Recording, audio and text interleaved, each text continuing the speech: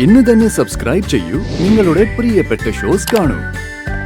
ഭഗവാനെ, ഒരു വലിയ സങ്കടം കൊണ്ടാ ഞാൻ അങ്ങയുടെ മുന്നിൽ നിൽക്കുന്നത്. ഇന്ന് ഞാൻ കേൾക്കാൻ പാടില്ലാത്ത പലതും കേട്ടു.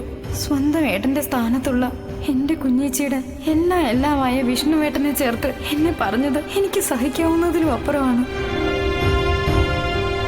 ഭർത്താവില്ല, കുഞ്ഞില്ല, എല്ലാം നഷ്ടപ്പെട്ട എനിക്ക് എന്തിനാ ഭഗവാനെ ഈ ജീവിതം? എനിക്കിതും വേണ്ട. അതിനു വേണ്ടിയാ ഞാൻ അങ്ങയുടെ മുന്നിൽ വന്നു നിന്ന് അനുവാദം ചോദിക്കുന്നത്. ഞാനിപ്പോ തീർത്തും സ്വതന്ത്രയാണ്. എന്നിൽ അവകാശം പറഞ്ഞു വരാൻ ആരുമില്ല. ഭർത്താവും മക്കളും ഇല്ലാത്തവൾക്ക് ആരവകാശം പറഞ്ഞു വരാൻ?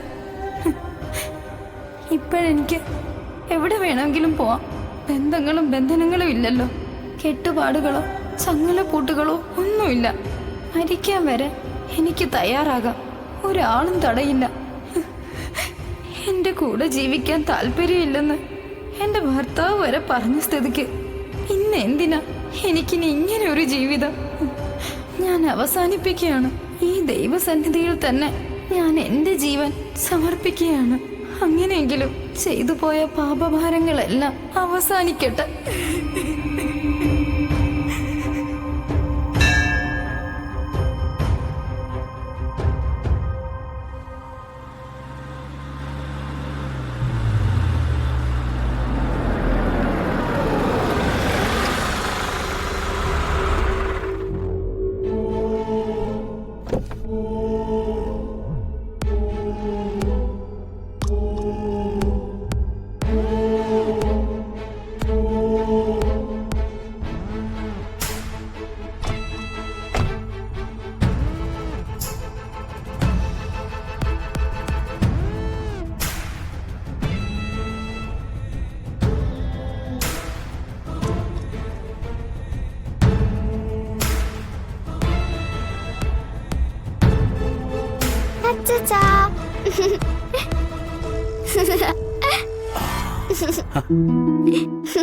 അച്ഛന്റെ മുത്തെത്തിയോ?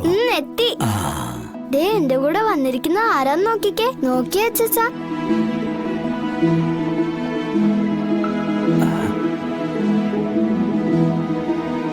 ഇങ്ങോട്ട് കേറിയോ മോളെ? ഡീ, അച്ഛനല്ലേ വിളിക്കുന്നേ? ഇങ്ങോട്ട് കേറി വാ.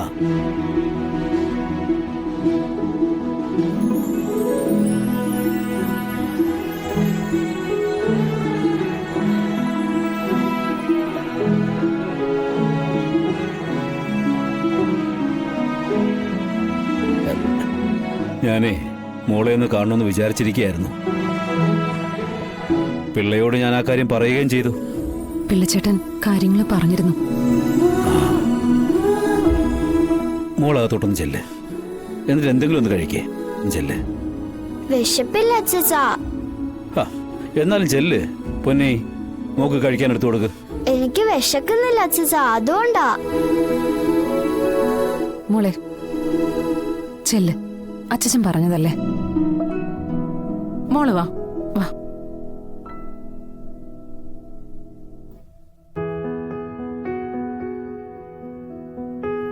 അല്ല മോളിരിക്കടി.